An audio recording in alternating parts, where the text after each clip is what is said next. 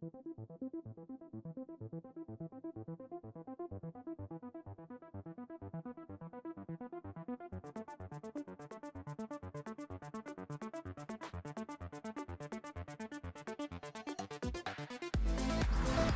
everybody, welcome back to another how-to with Charlie's Adventures.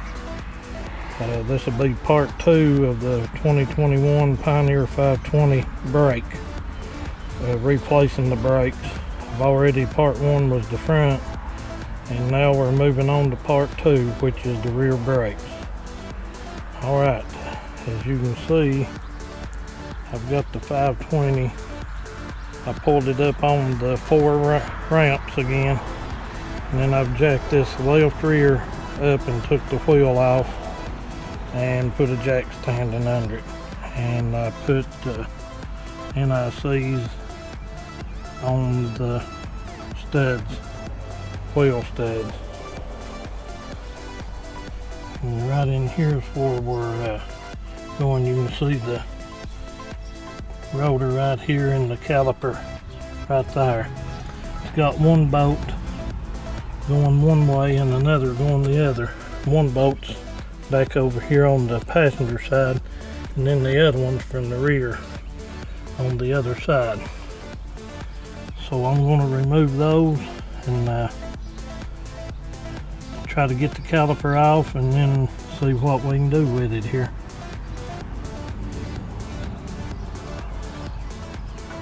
I'm not for sure of what size they are yet.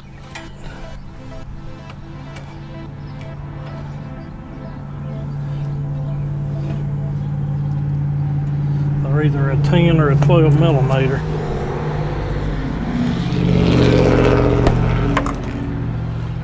Sorry about that traffic noise, as usual, people.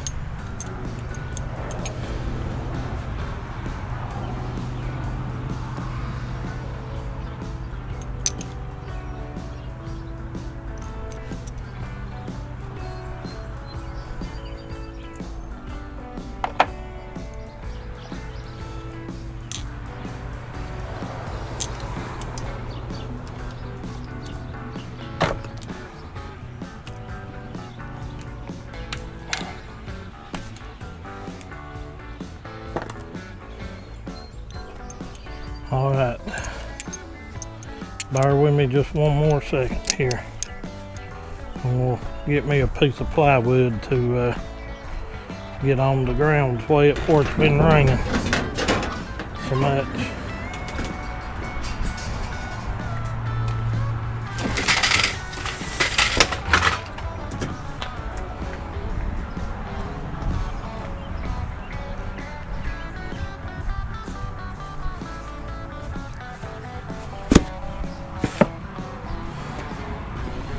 Alrighty.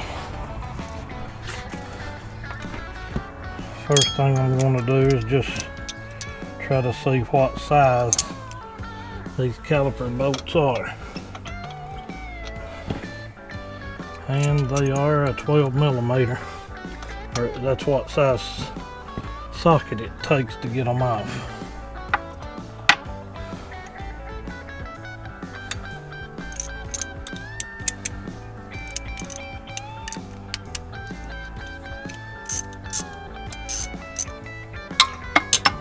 Now it's pretty intimidating so far because it's wedged back in here in a pretty tight hole, and just want to take our time and see what we can do with it here.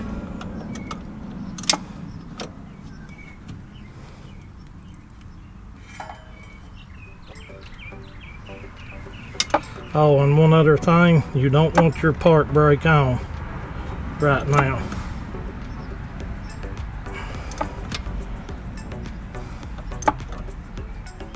Wow, this thing seems to be pretty dang tight.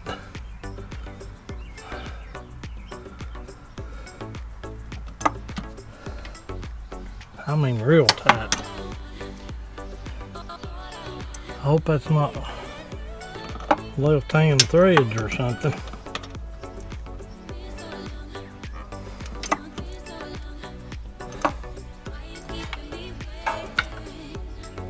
Right now would be a good time for you to like and share and subscribe if you haven't already on this video. So if you would, just give me a like and a share and subscribe if you ain't. Ring that notification bell, that way when I put a new video out, you'll be notified that I put one out. And I try to do a video one a week. Comes out at 8:15 a.m. every Saturday. That's what I try to do, but you know, sometimes easier said than done. But you know, I do the best I can. And we're gonna have some pretty good footage coming up this year. Maybe deer hunting and some other things. We put in on the Catoosa hunts, so hopefully we'll get drawn on them. There's several of us put in for them, me and Ashton and Caitlin, and Ronnie Hahn put in, and Ashton and Caitlin's uncle Joey and one of Ashton's friends put in. And we're going to try to get another friend of ours, Jason Frills, to put in with us, so maybe we'll be able to get a little footage from down on Catoosa Wildlife Management Area if we get drawn. Put in on Catoosa and Uchee. Uchee's hard to get drawn on. This will be the second year we put in for it. Hopefully we might get one of the hunts down there. That'd be nice. But anyway, like, share, subscribe, leave a comment. Okay, they're not left-hand threads. You can see that wrench. You gotta hold that guide pin. It was twisting on me to take the caliper bolt out. That's what the problem was. I don't know if I can get a camera angle on that or not. I can try.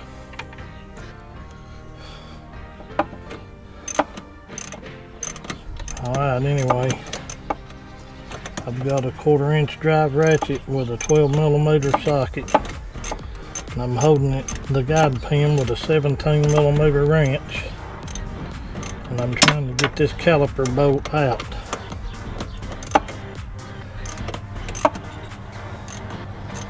Yeah,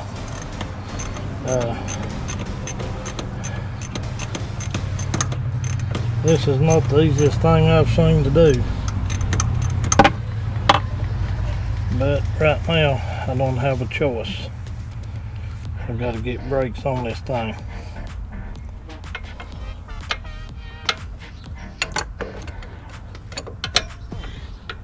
Alright, I've got it to where I can get it out with my fingers now.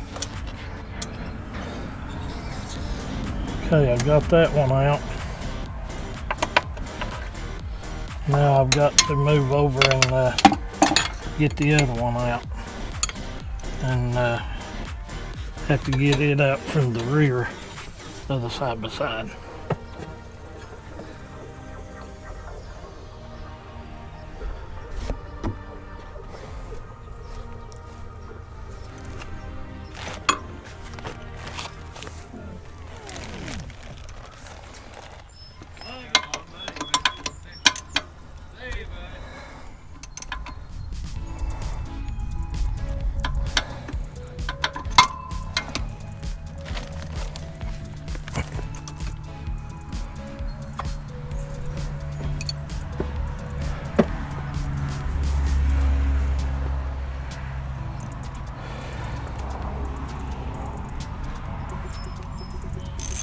Trying to figure something out here.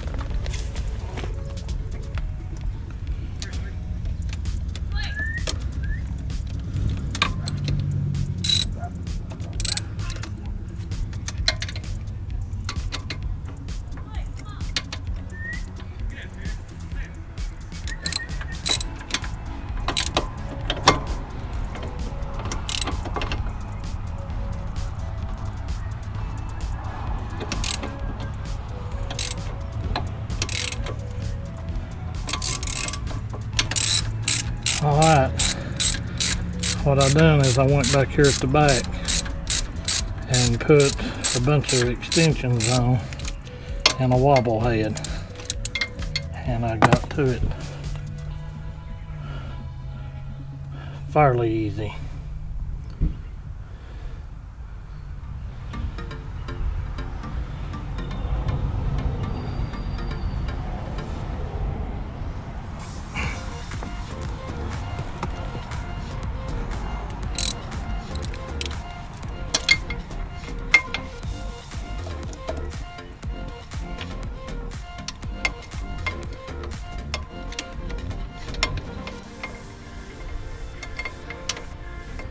Yeah, folks, this right here is not the easiest job to do.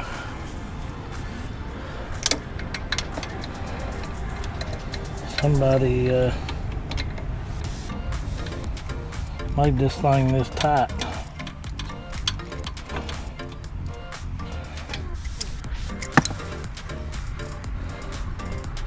And I'm going to say it was an engineer somewhere. Now this is a longer bolt back here. But anyway, I've got the caliper loose.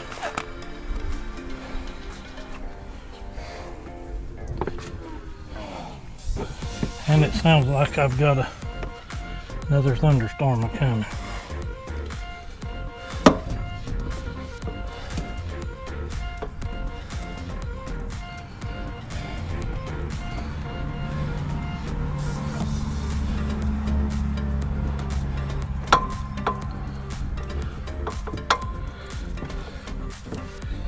You have got to be kidding me.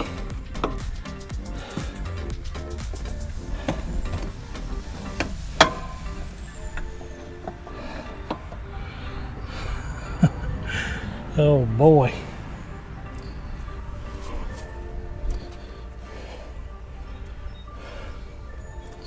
Well, it turns out you can't get the dang caliper off.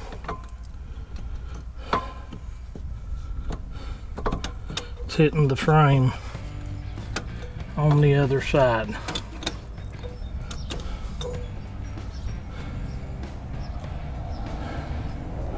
So that means you're going to have to take this bracket off. And I think both bolts are from the back side.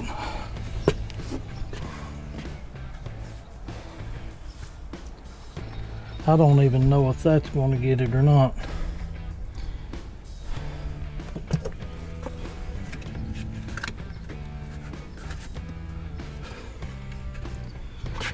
I think I see something another way.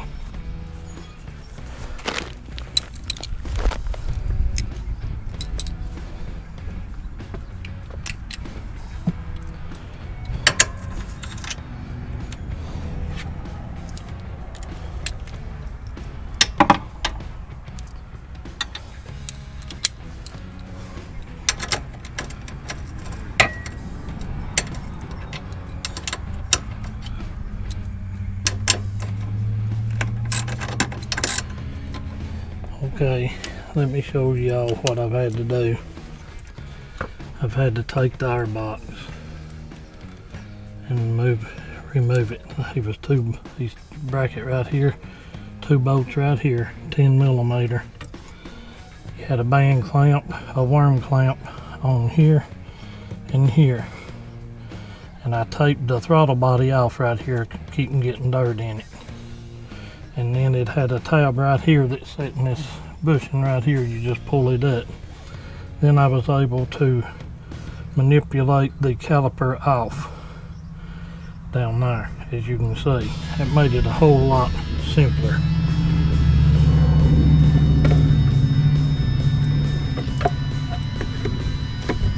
You just got to be careful when you're messing with that air box, because the boots and stuff, you'll get dirt down in your throttle body. Now here's the caliper. Folks, I tried to do as good as I can on these camera angles. But I'm going to put the caliper back down here. see what her pads look like. These pads are still pretty good, probably half. And I've heard that you'll go through 2 sets of brake pads on the front to 1 on the rear. I've heard that, but I didn't want to chance it.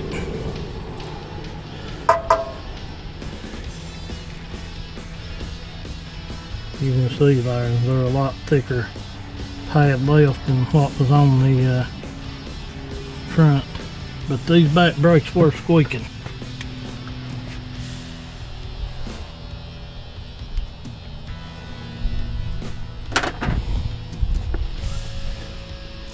And I had a shim to fall off right here.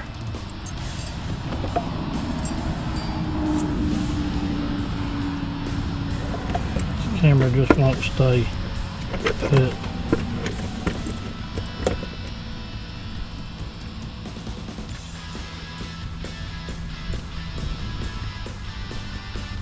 This shim goes to the top of the bracket.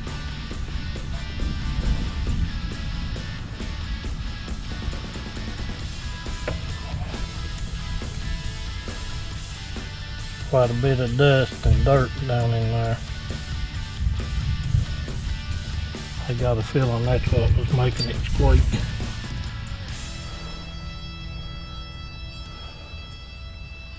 Oh yeah. It appears that these shims just sit down in there.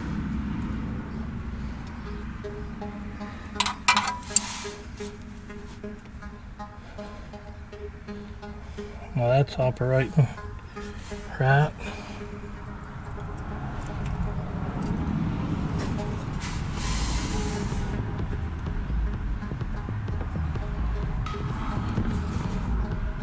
Bottom guide pin's loose.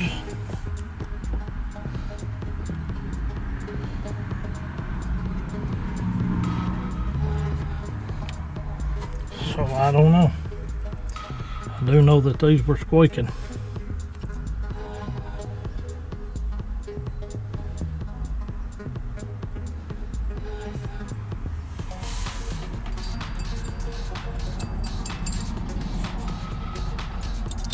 I'll try to figure out how to get these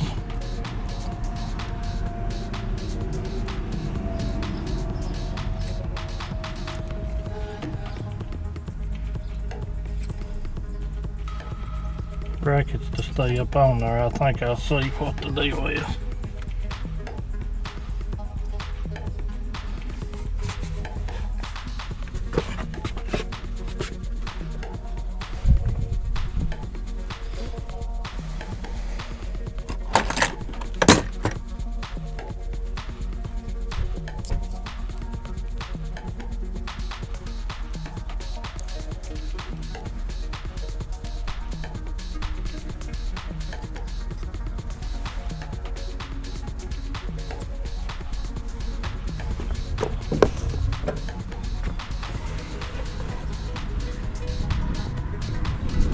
Bent this tab and this tab. That's what goes up against the bracket. I bent that in just a little to try to get them to hold up on there while we're putting the brakes on. It is holding now. I'm going to bend it just a little bit more. Just took a pair of side cutters and just that much right there, just a little, just squeeze it. Don't take much, it'd be easy to go too far.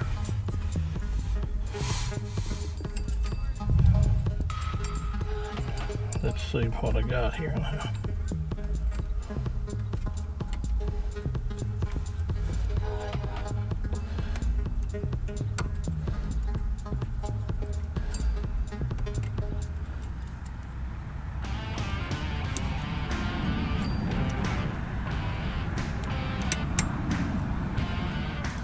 Yeah, that's good. You gotta kinda put like to the rear of the side by side on first, and then push it with your finger forward, and then latch the other side. That's much better.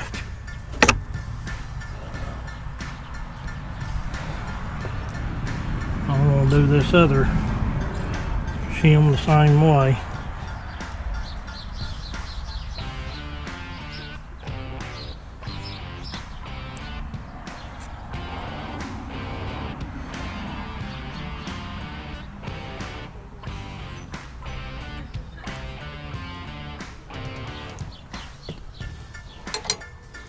Alright, now let's see if I can move this caliper over.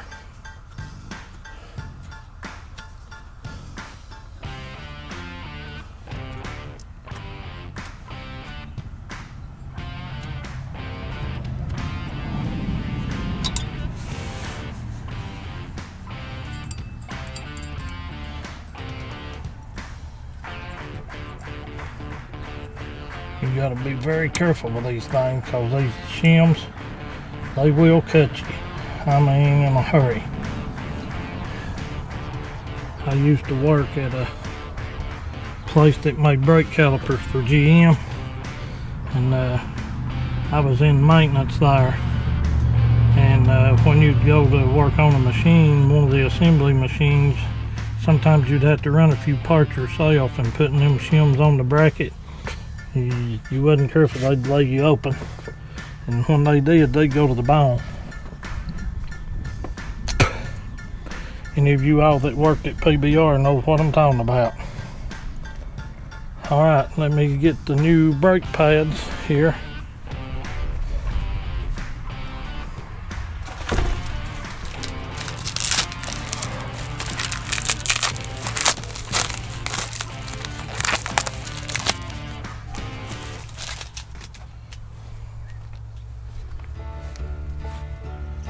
Wow.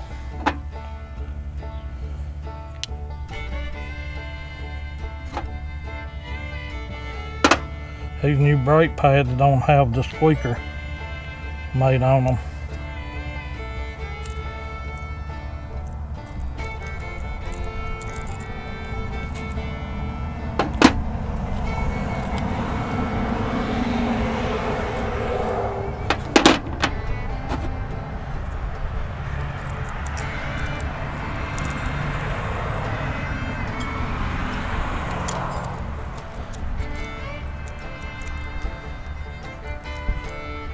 I'll show you all something else here too.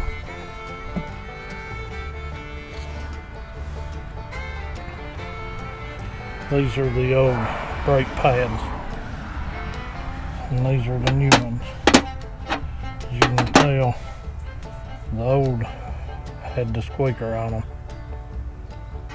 Alright, and another thing is they had this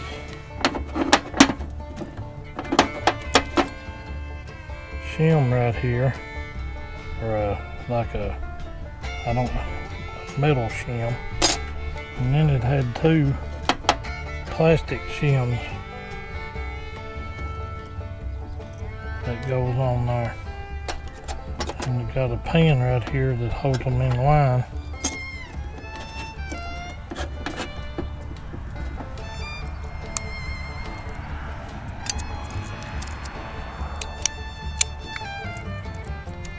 But for whatever reason, these new pads don't have that. So, but I'm going to say this, factory Honda brake pads were $89.99 for each front wheel. And I don't know how much the back ones were. And I think I got all front and rear of these for like $65, and I guess maybe that's the reason why they don't have that shim made on like the factory Honda ones did.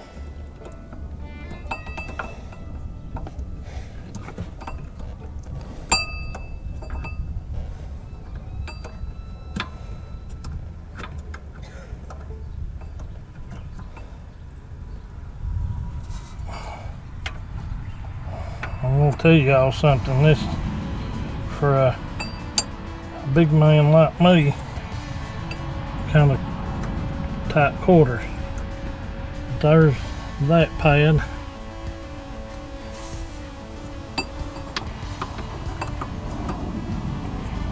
Oh yeah, they just slide in from out here in. Alright. That's free. And that is free. So now on this caliper, you can't just push the piston back in. You've got to have something to go.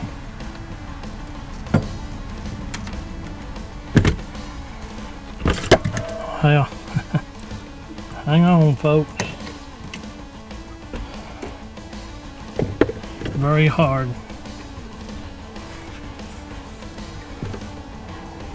But you can see right here, you got to have something to fit in here, and you turn this piston back in.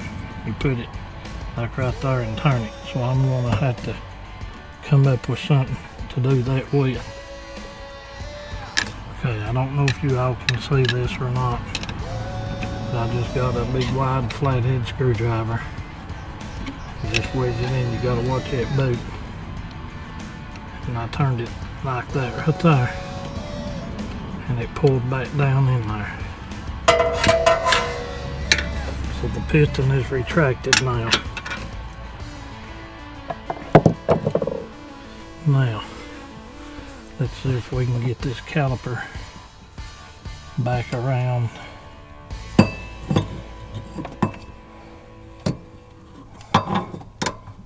On here like it's supposed to be.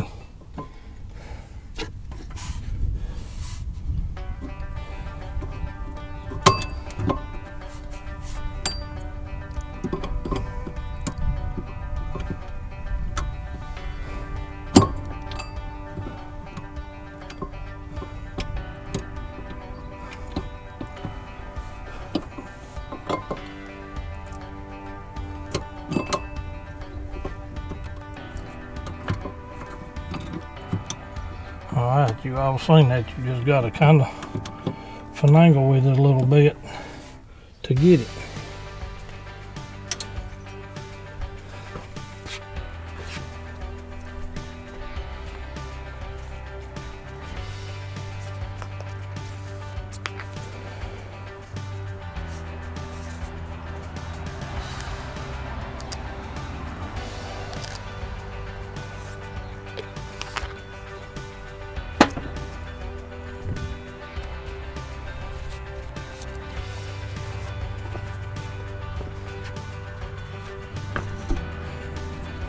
Now I'm starting this back bolt to hold the caliper.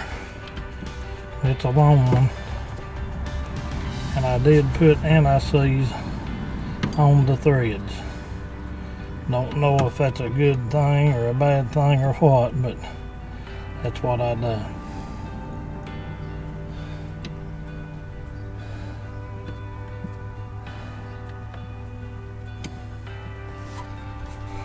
Now let me see.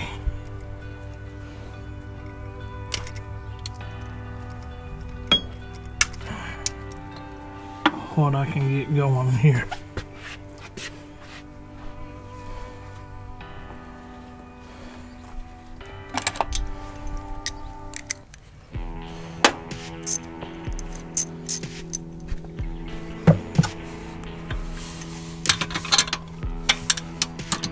Taking this air box out did make it quite a bit better.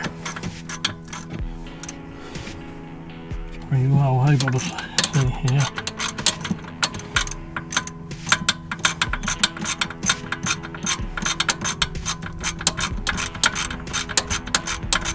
I'm not going to tighten this all the way up right now.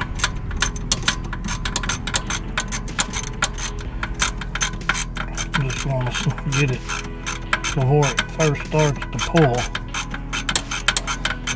Then I'm going to go and get the bottom bolt on.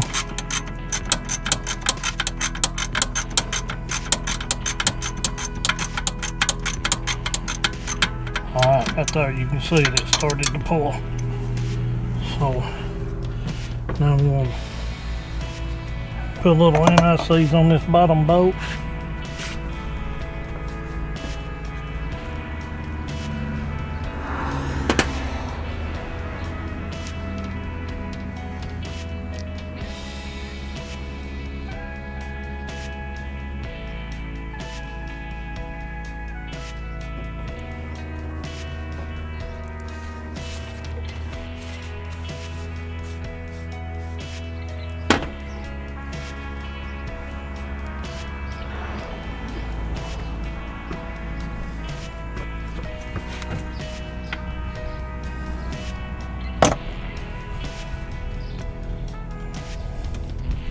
Then you're going to have to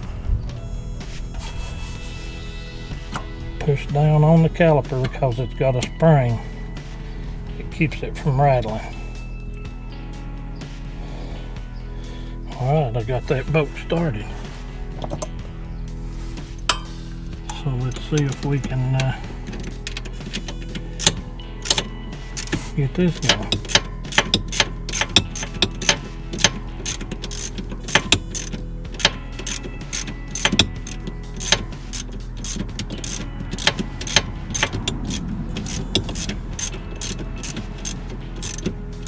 I did put anti-seize on these bolts.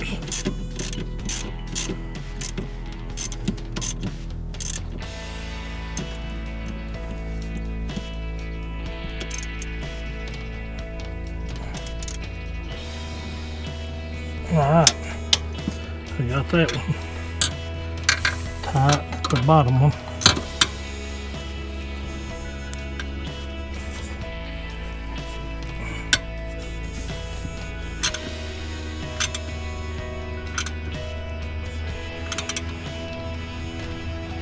I got the top one tight.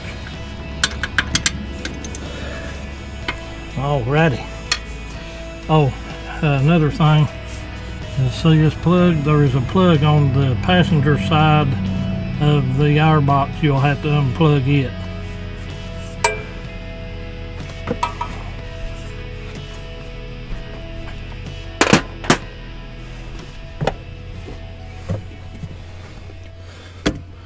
Another thing that I've seen before from somebody else posted.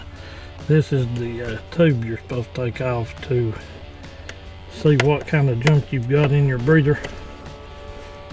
You can see I got some stuff in there. You're supposed to take that out every so often and empty it. Well, this clamp is almost off.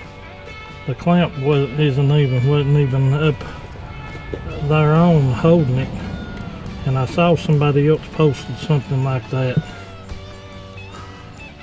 before. And this tube right here on the airbox,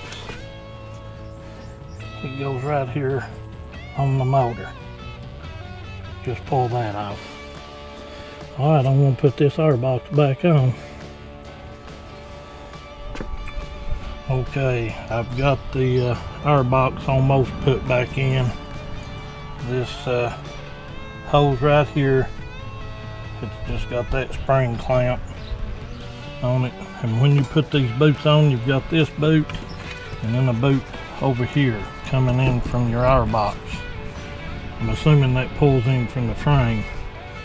Pay special attention to those boots because they're pretty tough to get on. And, it took me a little bit to get it. You can see that boot right down in front of there. It's got a notch right there in it to where it hooks onto this tube. And then you've got this connector right here that plugs on to it, and then this is your vent line right here. It's attached with a cable tie, but I didn't have to take that loose for the vent for the rear end. And also I was wanting to show you something here if we can see it.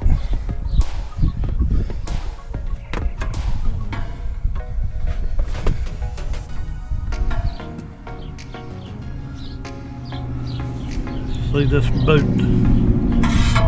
See if I can get the camera back in there. Can you see this? I guess it's a boot or a grommet and a wire coming out. See how shiny the motor is right there?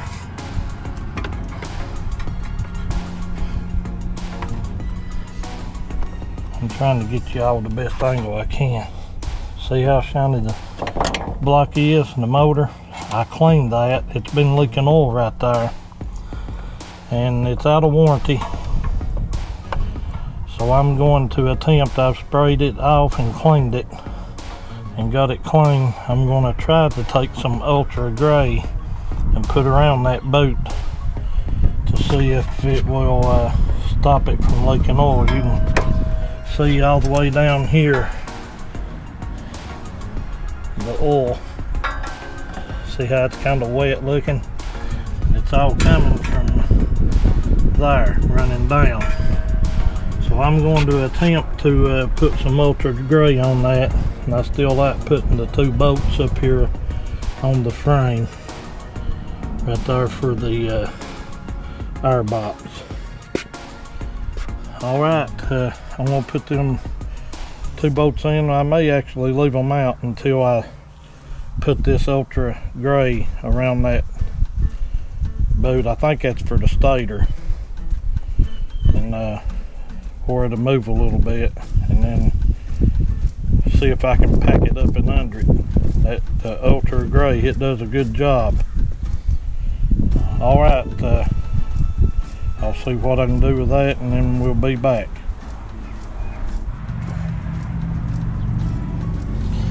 Alright, I'm back.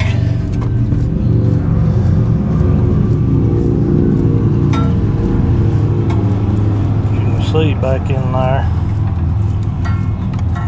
where that comes out of the motor.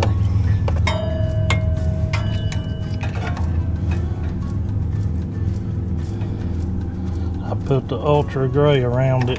I didn't go crazy with it. I don't know if you all can see that or not. I had to take this plug loose from the throttle body here. And where I'm talking about is right here where my finger is, which you can't see it from there.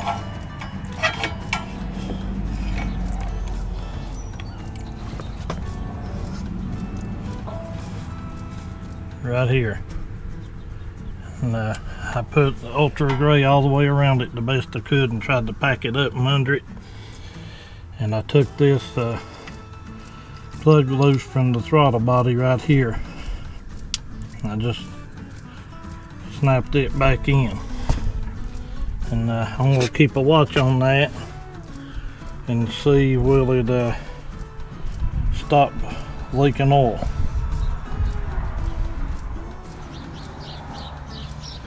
Alright, I've got it all buttoned back up and the bed down. I meant to mention earlier, to do this you need to raise the bed up. But I've got it all back together. I'm not going to start it and run it until that Ultra Gray has time to set up. So I just like getting the jack out from under it. I used the 2x4 right there to jack up off of it so I could get that wheel off of the ramp. I just used the 2x4 on the lower A-frame right there and jacked it up. I still got to take the jack out, but I've got her back together, and that's going to conclude the brakes install on the rear part 2. And you need to just take your time doing that air box, because you know it's kind of tedious, aggravating a little bit, but you can get it. Just work with it. Just make sure that you get those boots slid back up on those tubes and on the throttle body. That'll eliminate you some problems in the end. All right, that's another how-to conclusion of on Charlie's Adventures. And I'm gonna be taking these doors off, and I will do a video this coming fall on doing the doors. That'll be coming. But anyway, that's it for the rear brakes install and the front. Part 2 was the rear. All right, everybody be safe. Bye-bye.